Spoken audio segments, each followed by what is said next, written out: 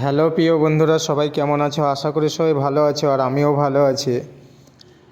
তো আজকে চলে এসেছি চেন্নাইয়ে। এটা আমাদের চেন্নাইয়ে একটা কাজের বিষয় নিয়ে গেছিলাম ওখানে। তো চেন্নাই জায়গাটা ভালো, এরকম নিরিবিলি, ঠিক গ্রামের মতো। আর এটা গ্রামেরই এলাকা একদম। চারিদিকে ঠিক গ্রামের মতো, ধানের জমি, ক্ষেত, নালা, ডোবা।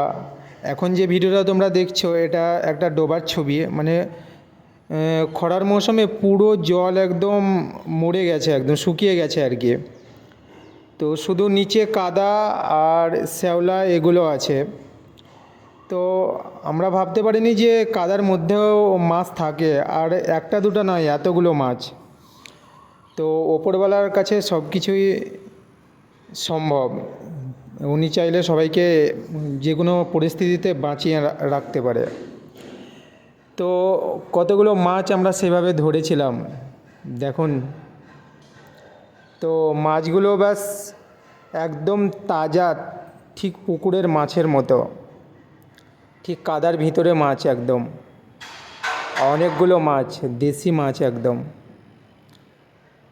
তো ভিউজ, বাস চ্যানেলটা আমার নতুন, বাস তোমরা সাবস্ক্রাইব করে পাশে থাকো, কেননা তোমাদের সহযোগিতা আর তোমাদের এছাড়া এই ইউটিউব বলো, ফেসবুক বলো, এইসব চ্যানেলে চলা সম্ভব নয়। তা প্লিজ, আমি নতুন, আমায় হেল্প করো, সাথে থাকো, লাইক, কমেন্ট আর একটা শেয়ার করে দিও।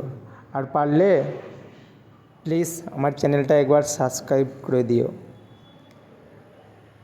তো ভিউজ, এই পুকুরে যে মাছের দৃশ্য, যেগুলো মাছ আমরা ধরেছিলাম আমি আর আমার বন্ধু মিলে, সেই দৃশ্যগুলো তোমাদের সামনে তুলে ধরলাম। তো ভিডিওটা কেমন লাগলো বাস কমেন্টে জানাতে ভুলো না।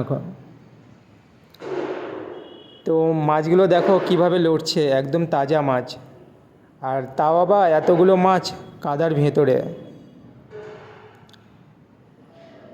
তো প্রিয় বন্ধুরা, তোমরা যারা বলো কি কাদাতে মাছ থাকে না, তো কাদাতেও মাছ থাকে।